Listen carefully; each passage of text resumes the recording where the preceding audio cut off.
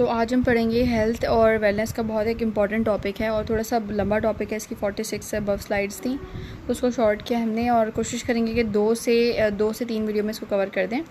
तो basically topic क्या है? टॉपिक है हेल्थ एजुकेशन। और what is health education? Health education क्या है? इसके चंद डेफिनेशंस हैं, जिनमें से जो सेकंड वाली यहाँ पे लिखी हुई है, teaching process providing basic knowledge and practice of health so as to be interpreted into proper health behaviour. एक टीचिंग का वो प्रोसेस जो आपको बेसिक नॉलेज देता है कि आप किस तरीके से अपनी सेहत को ठीक रख सकते हैं और किस तरीके से अपने हेल्थ बिहेवियर क्या होता है कि सही तरीके से हाथ धोना, और इन्वायरमेंटल हेल्थ बिहेवियर क्या होता है कि आपको पता हो कि आपने कचरा कहाँ फेंकना है, एक्सेट्रा। ठीक है, जो ऊपर वाली डेफिनेशन है ये ऑफिशियल डेफिनेशन है, उसको भी पढ़ लेते हैं कि वो प्रोसेस जो अफेक्ट करता है हमारी हेल्थ प्रैक्टिसेस को। ठीक है, वो प्रोसेस और नॉलेज जो हमारी हेल्थ प्रैक्टिसेस को अफेक्ट करती है उसको हम हेल्थ एजुकेशन कहते हैं।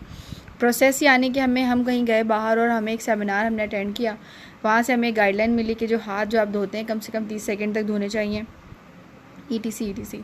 अब आप जब घर आए और आपको जब वो चीज़ याद आई कि हाँ यार हमारे हाथों में इतने जर्म्स होते हैं और हमें इस तरीके से वाकई में धोने चाहिए हाथ इतनी देर तक, और आपने उसकी प्रैक्टिस शुरू कर दी अपनी लाइफ में, तो जो ये इफ़ेक्ट आया है उस इफ़ेक्ट को हम बोलेंगे ये इफ़ेक्ट वो इफ़ेक्ट है जो हेल्थ एजुकेशन की वजह से आया है। पहले भी लोग हैंड वॉश करते रहे हैं, लेकिन जब ये बात सुनी है तो अपनी सेहत को कीमती समझते हुए जो लोगों ने इम्प्लीमेंट किया तो उसको हमने बोला है कि these are the effects of health education. WHO की भी एक डेफिनेशन है, उसको भी हम देखेंगे आगे चल के। But the important thing is कि हेल्थ एजुकेशन एक जो है ना एक इम्पॉर्टेंट पार्ट है, बनाता है जिससे हम हेल्थ को प्रमोट कर सकते हैं। अब इसका क्या मतलब है? यानी कि इसको इस तरह समझें कि हमारी जो तालीम है मेडिकल की, हम जब डॉक्टर बनते हैं तो हम किस चीज़ को प्रमोट करते हैं? हम प्रमोट करते हैं सेहत और अच्छी ज़िंदगी को। यानी हमारी फील्ड मेडिकल है जिससे हम लोगों को ठीक करते हैं, लेकिन जो हम प्रमोट कर रहे हैं वो हम अपनी एजुकेशन के थ्रू एजुकेट हम होते हैं, लेकिन हम क्या प्रमोट करते हैं? हम हेल्थ को प्रमोट करते हैं और हम कोशिश करते हैं कि लोग बेहतर ज़िंदगी जी सकें बीमारियों से बच के। तो यहाँ पे क्या कह रहा है कि health education forms an important part of health promotion activities. Health promotion activities जितनी भी होती हैं उनका सबसे बड़ा हिस्सा हेल्थ एजुकेशन है। अगर हेल्थ एजुकेशन ही नहीं होगी तो हेल्थ प्रमोशनल एक्टिविटीज़ कहाँ से होंगी और उसका असर कैसे होगा?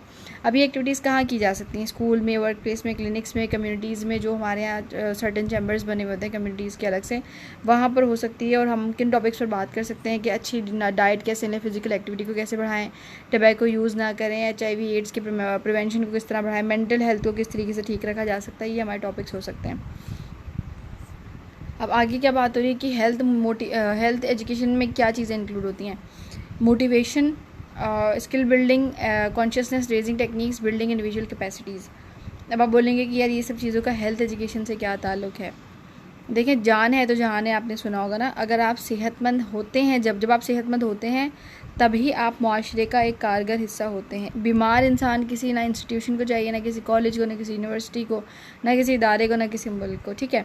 दूसरी चीज़, हेल्थ पब्लिक पॉलिसीज़ क्या है? हेल्थ पब्लिक पॉलिसीज़ क्या करती हैं कि इन्वायरमेंटल सपोर्ट प्रोवाइड करती हैं और एक इनकरेज करती हैं एक बंदे को कि वो जो एक्टिविटीज़ हेल्थ के लिए कर रहा है ना उनके ऊपर वो बना रहे। अब ये दोनों चीज़ें मिलकर क्या करती हैं?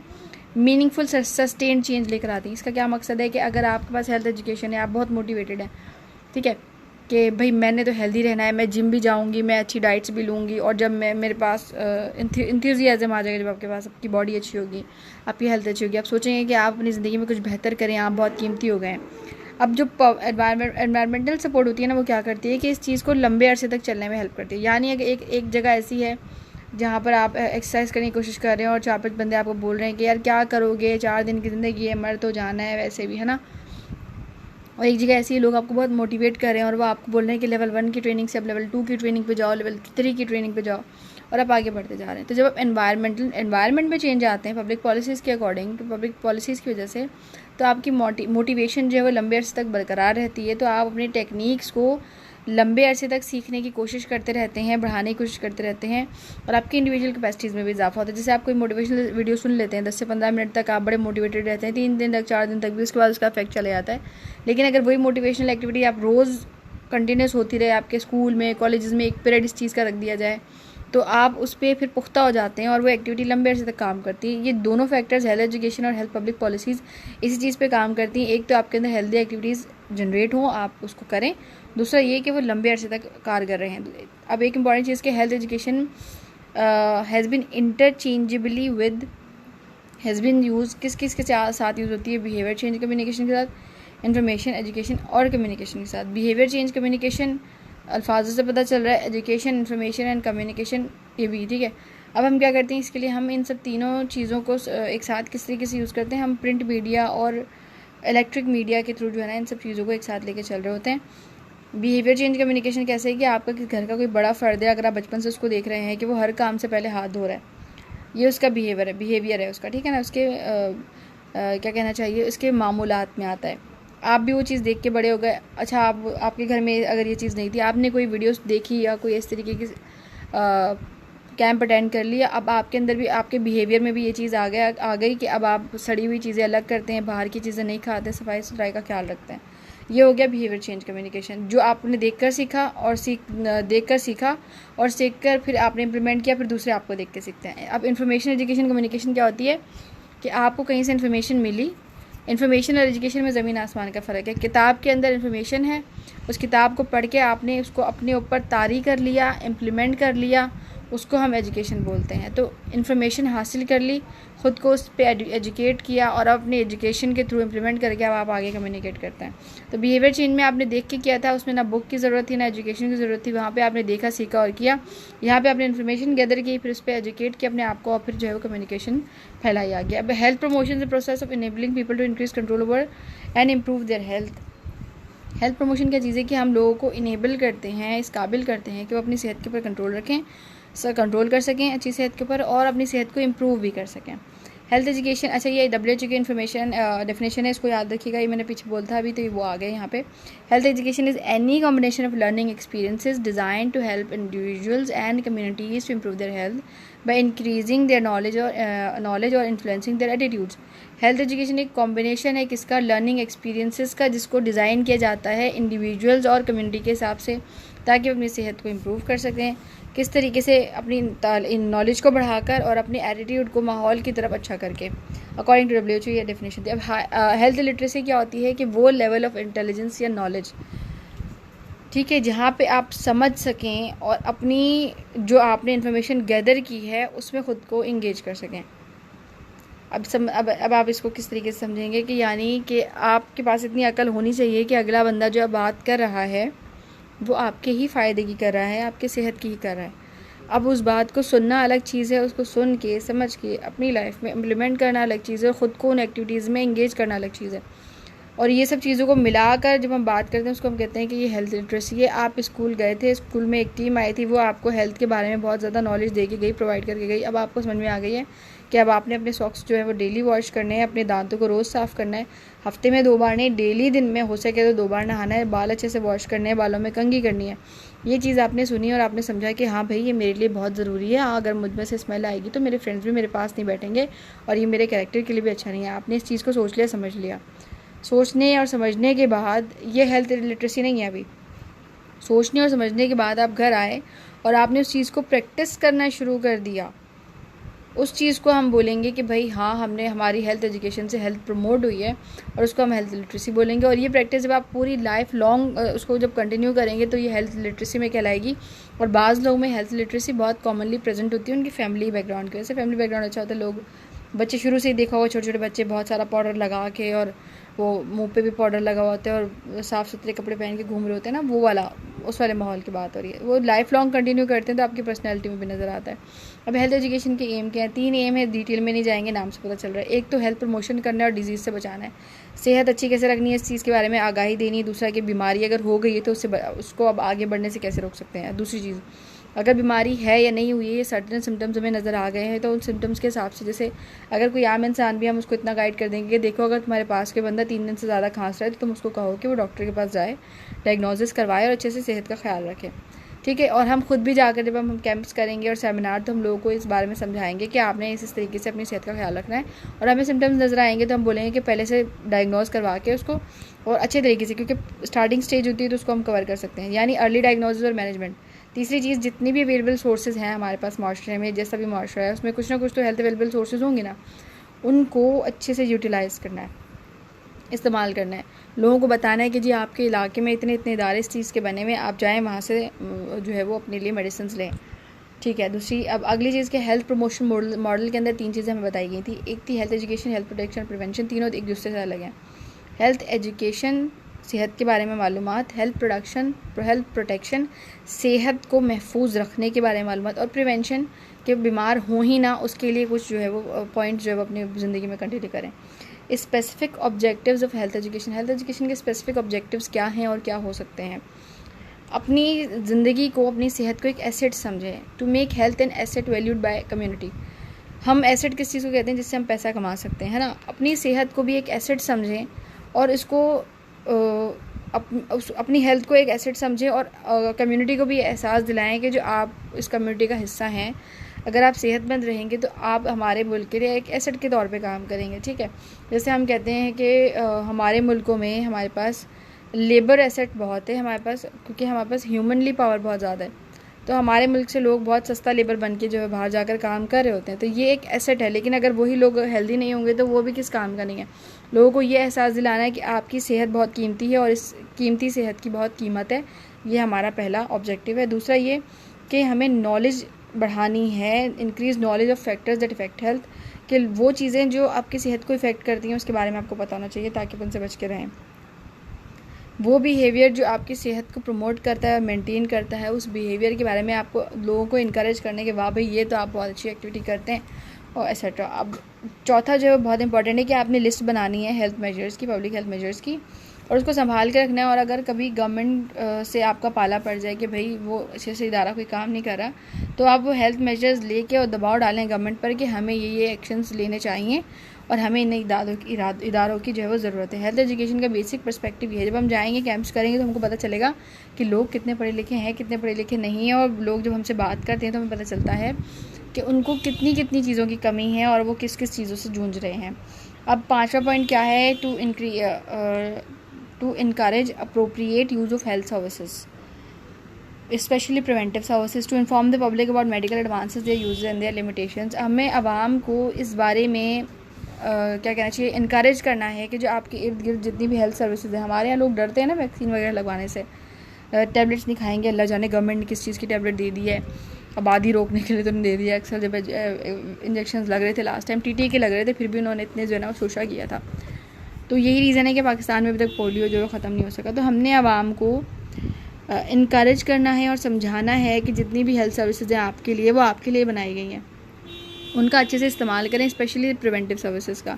दूसरा कि अपने हमारे पास जितने मेडिकल एडवांसेस हैं उनके बारे में और उनका इस्तेमाल और उनकी जो हदूद है उनके बारे में उनको आगाह करें। हेल्थ अप्रोचेज़ इन एजुकेशन में हेल्थ अप्रोचेज़ क्या क्या हो सकती हैं? जैसे कि मैं पता है कि भाई हर एक इंडिविजुअल एक दूसरे से मुख्तलिफ है, चाहे वो सोशियो इकोनॉमिक कंडीशन में हो, ट्रेडिशन, एटीट्यूड, किसी का यकीन, मज़हब कोई और है, ज़ात कोई और है, लोगों का कारोबार कोई और है, एक ट्रैक्टर चलाने वाला बंदा है, एक ज़मीन पे काम करने वाला बंदा है और एक ऑफिसर है। ठीक है। तो सबकी नॉलेज अलग है और सबका बैकग्राउंड अलग है, तो उन सब के लिए फिर एक अप्रोच तो सूटेबल नहीं होगी। तो हमें कॉम्बिनेशन ऑफ अप्रोचेज़ जो है वो डिज़ाइन करनी पड़ती हैं और लोकल सर्कमस्टांसेस के हिसाब से, ताकि हम लोगों तक अपनी बात बेहतर तरीके से पहुंचा सकें। 4 हमारे पास अप्रोचेज़ हैं: regulatory approaches, service approach, educational approach, primary health approach. नाम से पता चल रहा है, समझ सकते हैं। ठीक। कंटेंट ऑफ हेल्थ एजुकेशन में हमारे पास 9 चीज़ें यहाँ पर लिखी हुई हैं, जिसमें से 3, 4 और 5 बहुत इंपॉर्टेंट है, लेकिन सारी हम पढ़ेंगे। पर्सनल हाइजीन, अपनी सेहत का ख्याल रखना है, प्रॉपर हेल्थ हैबिट्स को फॉलो करना है, खाने पीने के बारे में नॉलेज होनी चाहिए, पर्सनल प्रिवेंटिव मेजर्स के बारे में पता होना चाहिए, सेफ्टी रूल्स के बारे में हमने समझाना है, उनको proper use of health services के बारे में समझाना है, मेंटल हेल्थ, सेक्स एजुकेशन और स्पेशल एजुकेशन जैसे कि ऑक्यूपेशन वगैरह। अब हेल्थ एजुकेशन के कंटेंट्स में कौन कौन सी चीज़ें रहती हैं? एक तो देखो ह्यूमन बायोलॉजी। हमें लोगों को सिर्फ ये नहीं बोलना कि भाई फ़लानी किताबों में लिखा हुआ है अगर आप ये सब चीज़ें करेंगे तो ये हराम है। वो इस चीज़ को मज़हब के उस पर ले जाते हैं और जिस तरह वो बाज़ चीज़ों को, गुनाहों को आखिरत में देखा जाएगा, तौबा कर लेंगे, सोच समझ के छोड़ देते हैं ना, इस तरीके से वो इनको भी कंटिन्यू कर लेंगे कि कोई बात नहीं, आखिरत में देख लेंगे, तौबा कर लेंगे।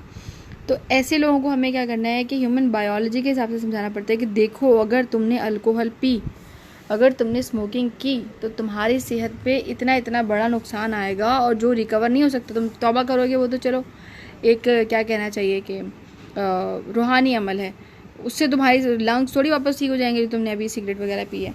ठीक है। तो हमें लोगों को बायोलॉजिकली इफ़ेक्ट्स जो उल्टी सीधी चीज़ें हैं ना उनके समझाने होते हैं। न्यूट्रिशन, अब WHO की 8th एक्सपर्ट कमेटी के अंदर उन्होंने ये बात जो वो स्टेटमेंट दी थी कि अगर हम अपनी आवाम को इस बारे में मालूमात दे दें कि सेहत के ऊपर किस तरीके से ध्यान रखना है, तो वो जो खाना हर साल वेस्ट होता है जिसकी वजह से हज़ारों बच्चों में मेल न्यूट्रिशन होती है, उससे बचा जा सकता है। ठीक है। हाइजीन, पर्सनल हाइजीन के बारे में जो है वो लोगों को मालूमात दें जो अक्सर पता होती है, लेकिन गांव देहात में जब आप जाते हैं ना तो आप देखेंगे वॉशरूम से आ जाते हैं, वो अच्छी तरीके से हाथ भी नहीं धोते हैं, ऐसे ही किचन में चले आते हैं, ऐसे ही वो खाना बना लेते हैं, ऐसे ही वही खाना खा लेते हैं। ठीक है। तो अंदाज़ा कर सकते हैं कि हाइजीन कितनी पुअर है वहाँ पर। तो इसके बारे में हमें नॉलेज देनी पड़ती है कि आपने नहाना ऐसे है, गर्म पानी से कपड़े धोने हैं, हैंड इस तरीके से वॉश करना है, टॉयलेट दिन में 3 दफ़ा वॉश करना है, खांसना है तो क्या मैनर्स हैं, स्नीजिंग है तो क्या मैनर्स हैं, एक्सेट्रा। हेल्थ एजुकेशन के कुछ कंटेंट्स हैं। एनवायरमेंटल हाइजीन, उसका ऑब्जेक्टिव क्या है, लोगों को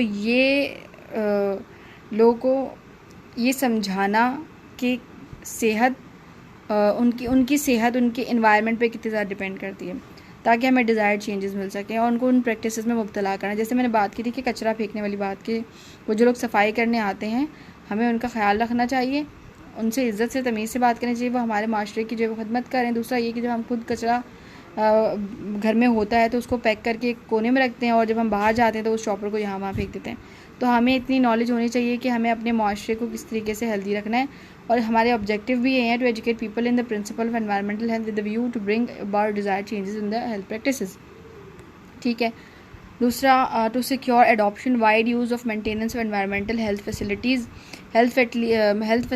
एनवायरमेंटल हेल्थ फैसिलिटीज़ को जो मेंटेन करने के लिए हमारे पास इदारे हैं उनका अच्छा इस्तेमाल, और दूसरी चीज़ के लोगों को हेल्थ की एक्टिविटीज़ में पार्टिसिपेट करने के लिए उनके अंदर विलिंगनेस पैदा करना कि वो वॉलंटियरली आएँ और हमारे साथ काम करें। हम देखते हैं ना कि जब होली, दिवाली, ईद होती है तो लोग निकल के अपने घरों से अपनी गलियों की झाड़ू लगा रहे होते हैं ना, उनको भी पता है सफाई सुथराई करनी है, लेकिन वो आंखें बंद करके बैठे हुए हैं।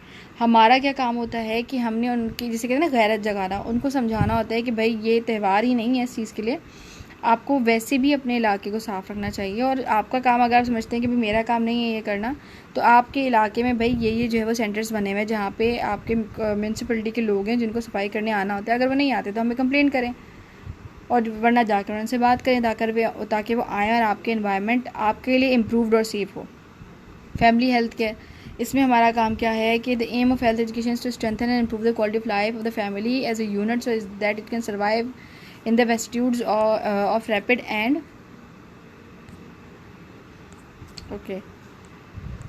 साइज ऑफ, चलो खैर। अब हमें फैमिली हेल्थ केयर में क्या करना होता है, हमें पता है कि एक फैमिली एक यूनिट है हमारे माशरे का, है ना।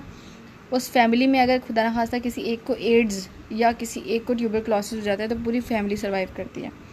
तो हम क्या करते हैं कि फैमिली के जो हेड्स होते हैं उनको बुलाकर उनको गाइड करते हैं ताकि वो अपनी फैमिली को अच्छी तरीके से लीड कर सकें रिगार्ड्स ऑफ हेल्थ, ताकि हम जो है वो माशरे को एक हेल्दी यूनिट ऑफ सर्वाइवल जो है वो दे सकें। ठीक है। हेल्थ एजुकेशन के कंटेंट्स क्या हैं, अभी वीडियो थोड़ी सी लंबी हो रही है, 20 स्लाइड्स पे इसको रोकते हैं। Control of communicable and non-communicable diseases. People are encouraged to participate in programs of disease control, health protection and promotion.